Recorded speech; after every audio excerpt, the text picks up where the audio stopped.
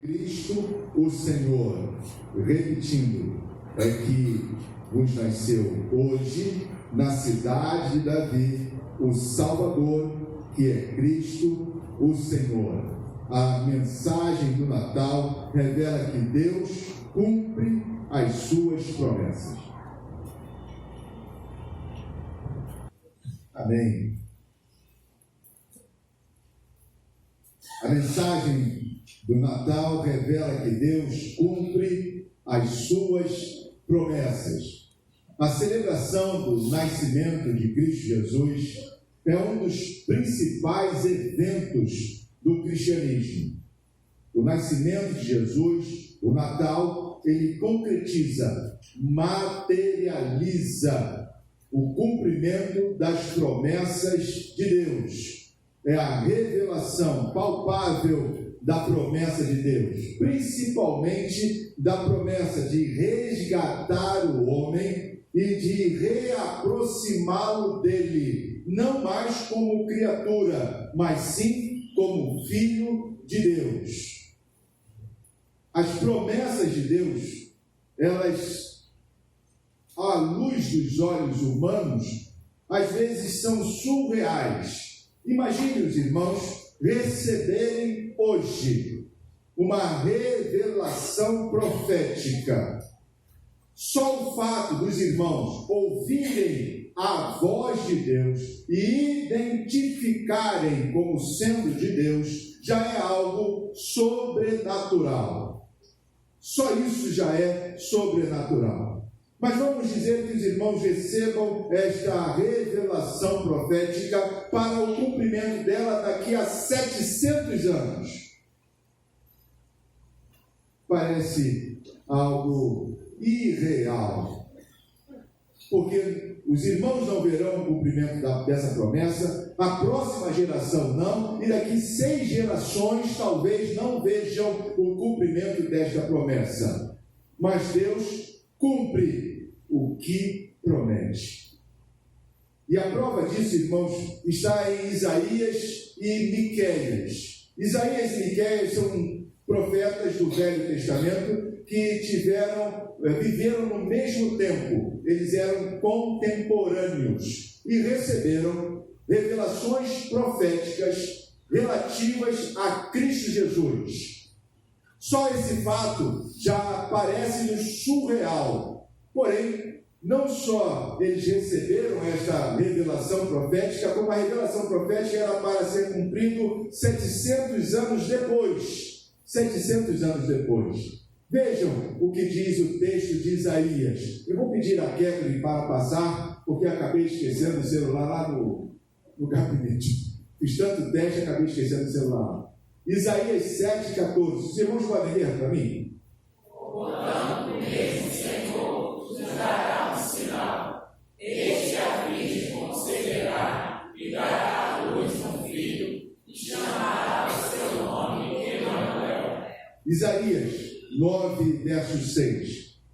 Porque o menino nos nasceu, um filho se nos deu, e o principado está sobre os seus ombros. E se chamará o seu nome, maravilhoso, conselheiro, Deus forte, Pai da eternidade, príncipe da paz. Isaías 11, verso 1 e Miqueias 5, 2. Porque quebrará o rebanho do tronco de Jessé, e das suas raízes um renovo frutificará.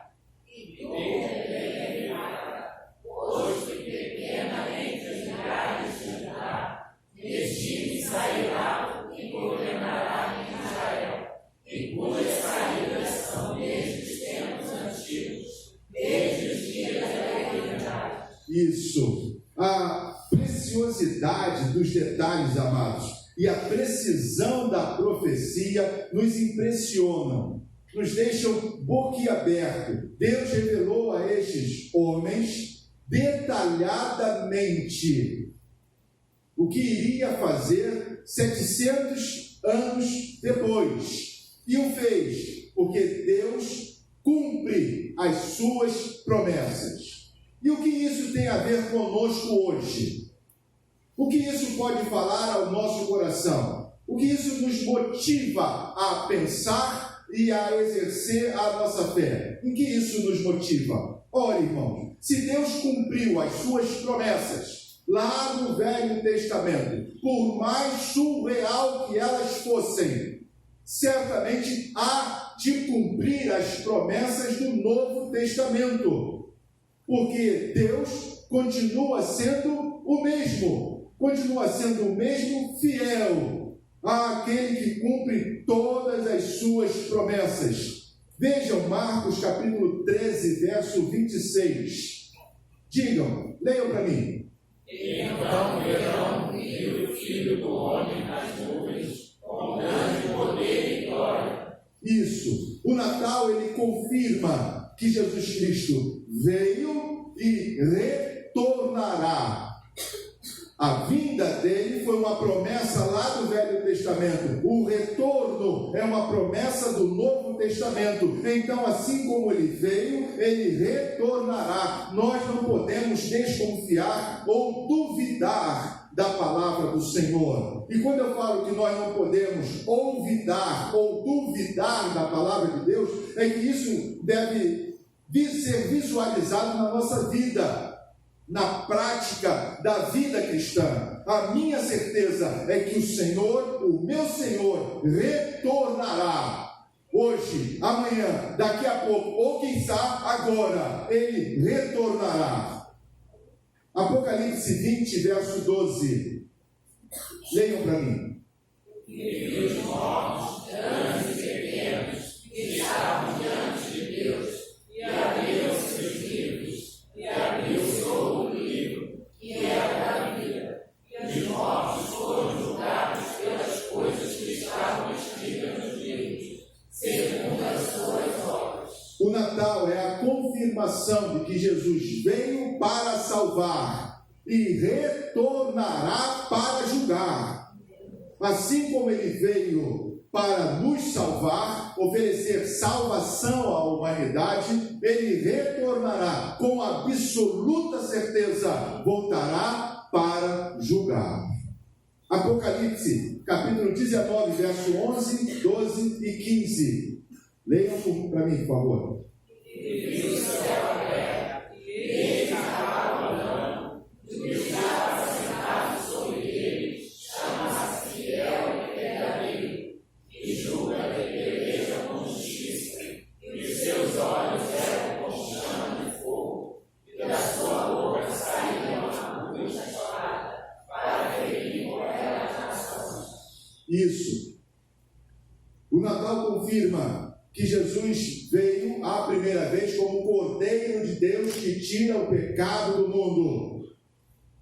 E ele confirma que Jesus retornará, não mais como o Cordeiro que tira o pecado do mundo, mas voltará como vingador do sangue, retribuindo a cada um segundo as suas obras.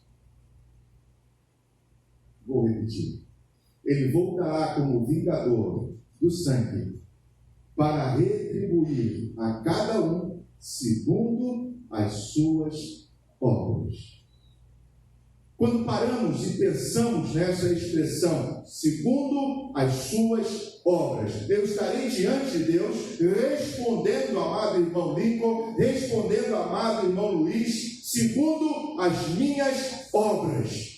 E quando eu olho para as minhas obras, passadas, presentes e futuras, não vejo em minhas mãos a condição de livrar-me do inferno.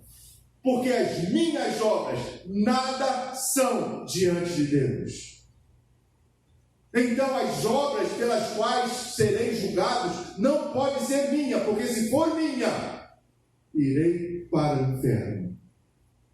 Como então não ir para o inferno? Crendo em Cristo Jesus como nosso único e suficiente Salvador. Mas isso não é só de boca, não é só teoria, é necessário vivenciar. E quando eu vivencio a Cristo Jesus, eu não estou fazendo mais a minha obra. A obra não é mais parte dos meus afazeres das minhas mãos, mas sim é a continuidade da obra de Cristo Jesus. Os irmãos lembram quando Jesus fala que nós faremos obras maiores do que a dele? Os irmãos lembram disso? E é justamente isso, quando eu aceito a Cristo Jesus e vivo Cristo Jesus, eu participo da obra do Senhor, dou continuidade à obra do Senhor, e é esta obra que vou apresentar diante de Deus, e é esta única obra que valerá como retribuição para a galardão. Os irmãos entenderam? Aqueles que entenderam, digam amém, por favor. Amém. Porque às vezes eu acho que os irmãos não entendem. Quando eu vejo isso, eu vislumbro, amados, esta magnífica palavra de Deus, eu fico arrepiado, dá vontade de gritar aleluia, glória a Deus, porque não é a minha obra, por mais que eu faça, por mais que eu me dedique, não é a minha obra, mas é a obra do Senhor. Então tudo quanto eu fizer, tudo quanto eu deixar de fazer, será para a glória do meu Deus. E é isso, e para isso que vivemos. Ainda falando sobre promessas do Novo Testamento, as promessas de Deus, elas são liberadas sobre a nossa vida somente através de Cristo Jesus. As promessas de bênçãos, elas são liberadas sobre a nossa vida somente através de Cristo Jesus. Vamos ver Lucas capítulo 24, verso 49. Está lá no multimídia. Eu vou pedir aos irmãos que leiam, por gentileza. E este sobre vós que enviam a promessa de meu Pai. Ficai, porém, na cidade de Jerusalém, até que o alto sejais revestido de poder. Jesus está falando aos seus discípulos: eis que sobre vós envio a promessa de meu Pai. Ficai em Jerusalém. É Jesus que está enviando sobre os seus discípulos a promessa de Deus. E qual foi a promessa de Deus? Aqui Jesus está se referindo. A que profecia e promessa Jesus está se referindo? Está lá descrito em Joel, capítulo 2, versículo 28 e 29. É esta promessa a que Jesus está se referindo. Leiam, por favor. Há de ser que depois eu derramarei o meu espírito sobre toda a carne, e vossos filhos e vossas filhas profetizarão, os vossos velhos terão sonhos, e os vossos jovens terão visões, e também sobre os servos e sobre as servas, naqueles dias, derramarei o meu espírito. Quando ocorreu isso?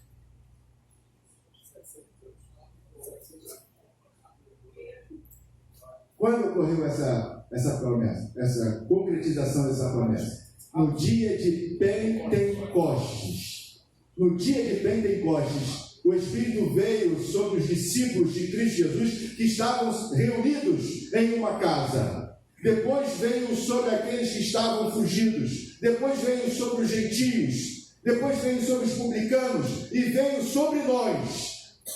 E essa promessa, a promessa do Espírito Santo de ser cheio do Espírito Santo, é liberada sobre a nossa vida, sobre a tua vida, a partir do momento em que você aceita Cristo Jesus como seu Senhor e suficiente Salvador. Jesus libera esta promessa, a realização, a concretização dessa promessa sobre a tua vida. Então eu fico abismado e até certo ponto muito preocupado quando um crente aparenta não ser cheio, não ser templo do Espírito Santo. Porque se não tem os dons do Espírito, os frutos do Espírito, é porque não aceitou a Cristo Jesus. Porque se aceitar a Cristo Jesus, fatalmente será liberado o Espírito Santo. Tem que ser liberado, porque é promessa de Deus. E se é liberado, eu aceitei a Cristo Jesus, eu sou cheio do Espírito Santo, então eu tenho necessidade de apresentar os frutos do Espírito Santo, que é a alegria, a paz, o amor, a longanimidade, a benignidade, a bondade, a mansidão, o domínio próprio. Eu preciso apresentar isso, porque se não apresento é porque eu não aceitei a Cristo Jesus. Eu não aceitei a Cristo, o Espírito Santo não me foi liberado. E quando ele é liberado, eu vivo esta promessa do Senhor. Viver com alegria. Há muitos crentes cabisbaixos, olhando para baixo, entristecidos, acabrunhados, sofrendo demasiadamente, desejando não mais viver. Por quê? Porque estão envolvidos com as coisas deste mundo. Os olhos ainda estão fixos na materialidade deste mundo. E quando nós fixamos os olhos neste mundo, começamos a receber apenas a influência de quem jaz no maligno. Qual a possibilidade de irmos a um sepultamento e ficarmos alegres, felizes? É difícil, porque somos seres humanos e temos empatia com a perda, com a dor. Da mesma forma é quando nós estamos ligados a este mundo está perecendo no maligno, morrendo no maligno, e se eu fico fixado nele, certamente os mesmos sentimentos escabrosos deste mundo pairará sobre a minha vida, e eu viverei entristecido, envolvido pela dor. Por isso que os nossos olhos, a nossa mente, o nosso coração deve estar fixo em Cristo Jesus. E quando estamos fixos em Cristo Jesus, temos a alegria do Senhor em nosso coração, temos a paz do Senhor em nosso coração, temos a benignidade. Os irmãos sabem qual é a diferença da benignidade para a bondade? A benignidade é aquilo que não faz mal. Você está com um tumor benigno. Isso significa dizer que ele está concentrado em um determinado ponto e não vai fazer mal aos outros órgãos do corpo. Quando você tem um tumor maligno, significa que ele está concentrado em um ponto do seu corpo e está prejudicando todos os outros órgãos do corpo. Quando somos benignos, não fazemos mal a ninguém. Não fazemos mal, mesmo que tenhamos a oportunidade, não fazemos, porque o dom do Espírito Santo é a benignidade. Quando somos cheios do Espírito, somos bondosos, e a bondade gera gentileza. O crente é gentil, o crente é bondoso. Hoje pela manhã fiquei hiper alegre. Uma criança, quando apareceu no multimídia, culto das crianças, ela saiu de lá, em vez de vir aqui para frente como é comum de todas as crianças, não, ela saiu do banco e foi ajudar a uma criança que tinha dificuldade de locomoção. Isso é bondade, preocupação com o próximo. Fiquei hiper feliz de ter visto, contemplado isto. Muitos de nós passam de largo, não está preocupado com o próximo, com o nosso irmão, com o membro do nosso corpo que é Cristo Jesus. Bondade, mansidão. Há muitos crentes rodando a baiana por qualquer coisa, aborrecendo-se por qualquer motivo, ficando irritadiço, estressado por qualquer motivo. Qual é o verdadeiro motivo disso? É porque está envolvido demasiadamente com o mundo. A preocupação do mundo não está apenas na sua mente, não está apenas na sua frente, está no seu coração, adentrando e entranhando-se na sua vida. E isso está apagando os dons do Espírito. O Natal nos lembra que somos de Deus. O Natal nos lembra que Deus cumpre as suas promessas literalmente. Então, se você creu em Cristo Jesus, você é templo do Espírito Santo, viva com o Senhor. Não permita que as coisas do mundo domine o seu pensamento, o seu coração e a sua alma. Viva para o Senhor, alegre-se no Senhor, porque a bênção já está liberada para você. Você é templo do Espírito Santo. Não sei se os irmãos perceberam no texto que nós lemos, Lucas capítulo 2, verso 11. Lucas capítulo 2, verso 11. Está lá, está em caixa alta.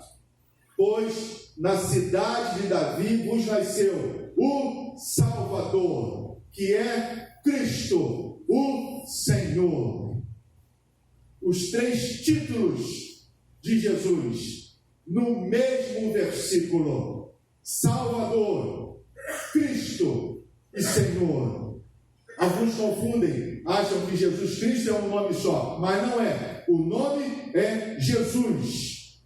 O título é Cristo, Jesus, o Cristo, o Messias. Qual o significado desses títulos? Salvador. Isso tudo, irmãos, eu quero ressaltar que não foi na crucificação ou após a crucificação. O texto bíblico de Lucas, capítulo 2, verso 11, o que é dito no nascimento, quando Jesus nasce. Quando ele nasceu, ele já era o Salvador, já era o Cristo e já era o Senhor. Já era de existir, não de deixar de existir. Ele era Salvador.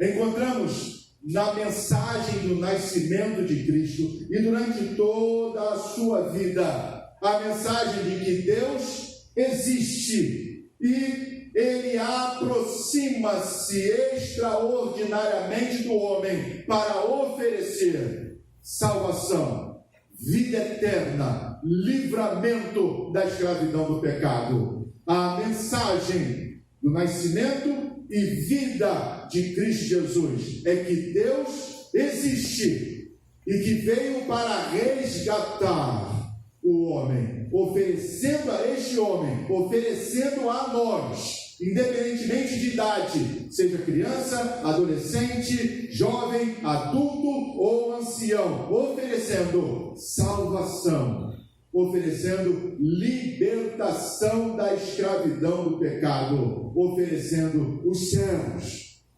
Cristo, ou no Velho Testamento, em hebraico, Messias, ou ainda o ungido de Deus. Essa expressão ungido de Deus significa o escolhido de Deus para executar uma missão impossível. Qual a missão impossível? Resgatar o homem que voluntariamente desobedeceu a Deus, voluntariamente se afastou de Deus. Então Cristo foi ungido, escolhido por Deus para reaproximar esse homem que voluntariamente afastou-se do Senhor. E como ele poderia fazer isso? Ele deveria ser um homem, vir como um homem, e sendo o próprio Deus, ele tornou-se humano, sofreu como um de nós, se fez como um de nós, morreu para que nós, através da fé em Cristo Jesus, pudéssemos ser chamados como filhos do Deus Altíssimo. Somos chamados de filhos de Deus, porque Cristo se fez como um de nós, até a morte, para que nós pudéssemos ser chamados de filhos.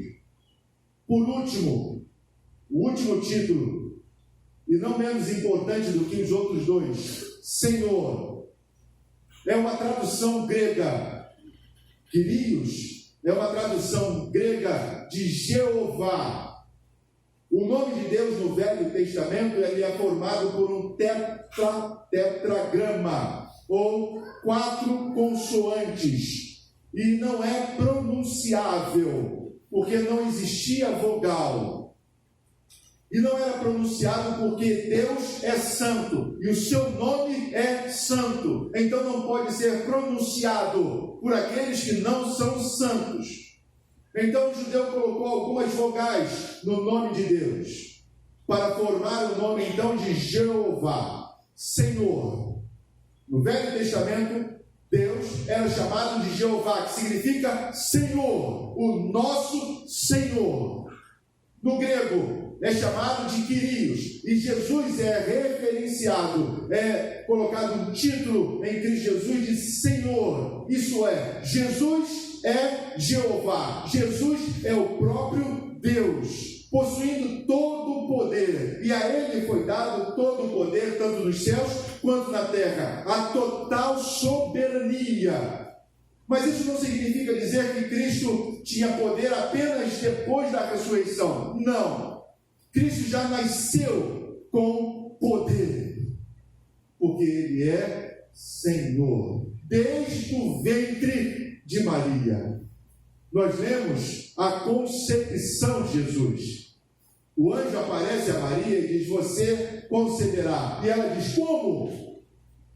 Se eu não tenho relação com o homem. E o anjo diz que a sombra do Altíssimo virá sobre ela, e ela conceberá. No ventre de Maria, Jesus veio já com poder. Isso nós vemos quando Jesus estava entre nós, materialmente falando, encarnado. Quando os demônios vinham à frente de Jesus, confrontavam-se com Jesus, o que acontecia com eles? Eles caíam submissos ao Senhor Jesus, de joelhos, impotentes diante do Senhor Jesus. Quem não reconheceu a Cristo Jesus naquela época foram os homens, mas os demônios já o conheciam e o reverenciavam pelo seu poder. Mas Jesus não veio para que os demônios reconhecessem a sua soberania, porque isso já era notório, tanto para Jesus como para os demônios, já era notório no âmbito espiritual. Jesus veio para salvar, buscar, resgatar a mim e a você. A preocupação de Cristo Jesus era comigo e contigo. E Ele veio por nossa causa. Ele veio cumprir esta missão para nos resgatar e nos trazer diante de Deus, para que estejamos diante de Deus e não sejamos condenados, julgados e lançados no fogo ardente.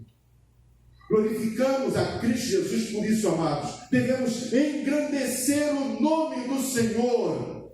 Devemos louvar e adorar ao nosso Deus, o Deus Altíssimo, o Senhor dos Exércitos. E como fazemos isso? Como podemos fazer isso? Não é só cantando, não é só batendo palma, não é só com as nossas vozes, mas é sendo igreja do Senhor. E mais uma vez estou batendo nesta tecla. Já há algum tempo tenho enfaticamente falado sobre isso. Precisamos valorizar o fato de sermos igreja do Senhor. Precisamos valorizar isso, irmãos. Quando Cristo veio, as pessoas olhavam para Cristo e viam o cumprimento da promessa ou da revelação feita a Isaías.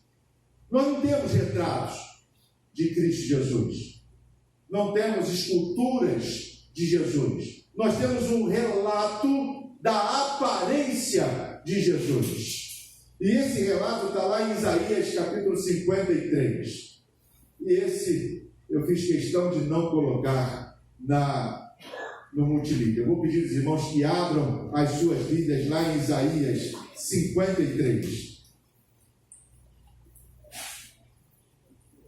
Verso 2 e verso 3. Temos aqui o retrato falado de Cristo Jesus.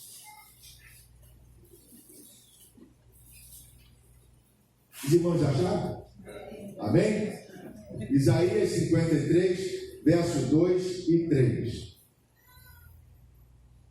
Diz assim na versão que eu tenho aqui em minhas mãos: pois foi crescendo como renovo perante ele, e como raiz que saía de uma terra seca. Não tinha formosura nem beleza, e quando olhávamos para ele, nenhuma beleza víamos para que o desejássemos. Era desprezado e rejeitado dos homens, homem de dores, e experimentado nos sofrimentos. E como um de quem os homens escondiam o rosto, era desprezado e não fizemos dele caso algum. Eis aí o retrato falado do nosso Senhor. Sem beleza, sem formosura, desprezado pelos homens. E esta é a comparação, o retrato da igreja hoje no mundo. Uma igreja, muitas vezes, sem formosura, sem atrativos, desprezada pelos próprios membros, porque preferem ou optam por ficar em casa. Estão com preguiça. Não cooperam, não trabalham, não usufruem, não querem. É o retrato da igreja. Mas aqueles que desprezaram a Jesus estavam desprezando o próprio Deus. E esses que desprezam a igreja, e eu falo a verdade, estão desprezando o próprio Cristo. Por isso que eu tenho batido, irmãos, enfaticamente nesta tecla. Valorizemos ser igreja. Valorizemos ser igreja. Vivamos para a glória do Senhor a todo momento. Porque se não reconhecermos isso agora, certamente, quando Cristo voltar, iremos dobrar os nossos joelhos. Sim, porque todos dobrarão o joelho diante do Senhor. Mas não para receber galardão, mas sim açoites e condenação. Portanto, estes títulos, Salvador, Cristo, Senhor, deve ser a marca do nosso coração, a marca da nossa fisionomia, a marca da nossa alma. Devemos viver para isto, para a glória, honra e louvor do nosso Deus.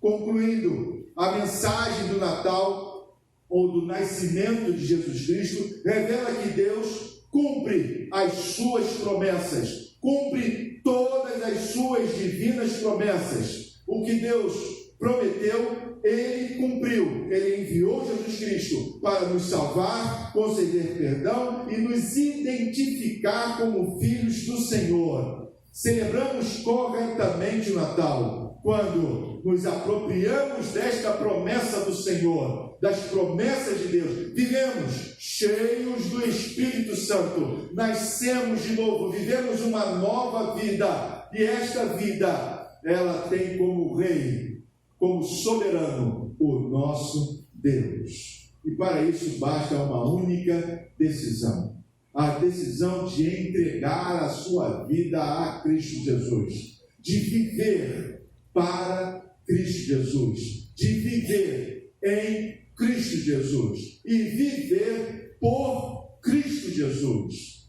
Quando assim fazemos, mesmo que seja somente aqui e aqui, Deus ouve, opera e transforma.